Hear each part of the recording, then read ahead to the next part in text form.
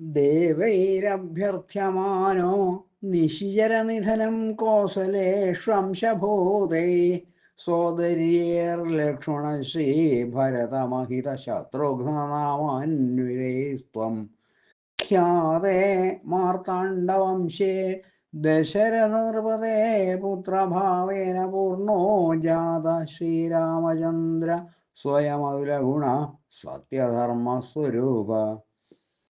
പൂർണ്ണനായ നിന്തിരുവടി ദേവന്മാർ രാക്ഷസ നിഗ്രഹത്തിനായി പ്രാർത്ഥിച്ചതനുസരിച്ച് സ്വന്തം അംശഭൂതന്മാരും ഭരതൻ, ലക്ഷ്മണൻ, ശത്രുഘ്നൻ എന്നുള്ള പേരുകളോടുകൂടിയവരുമായ സഹോദരന്മാരോടുകൂടി പ്രസിദ്ധമായ സൂര്യവംശത്തിൽ ദശരഥ മഹാരാജാവിൻ്റെ പുത്രനായിട്ട് സത്യധർമ്മസ്വരൂപനും അതുല്യ ഗുണവാനുമായ ശ്രീരാമചന്ദ്രനായി സ്വയം ജാതനായി.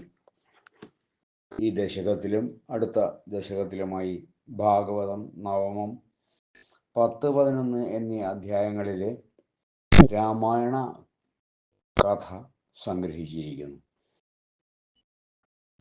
ഭാഗവതത്തിലെ രാമായണ കഥ അത്യന്തം സംക്ഷേപമാണ്.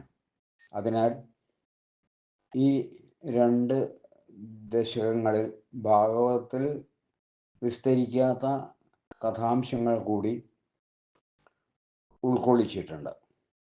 കഥാസംഗ്രഹത്തിന് പ്രധാനമായി വാൽമീകി രാമായണത്തെയാണ് ആശ്രയിച്ചിരിക്കുന്നത്. 24 ശ്ലോകങ്ങളിൽ പ്രധാനപ്പെട്ട രാമായണ കഥാഭാഗങ്ങളെല്ലാം ചേർത്തിട്ടുണ്ട്. ഈ ദശകത്തിൽ അവതാരം മുതൽ ഹനുമൽ സംഗമം വരെയുള്ള